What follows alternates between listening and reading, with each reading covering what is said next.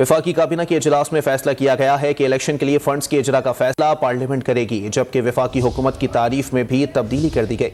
मजीद जानते हैं don news के नुमाइंदे सनाउल्लाह खान से। जी सनाउल्लाह, अपडेट कीजिएगा।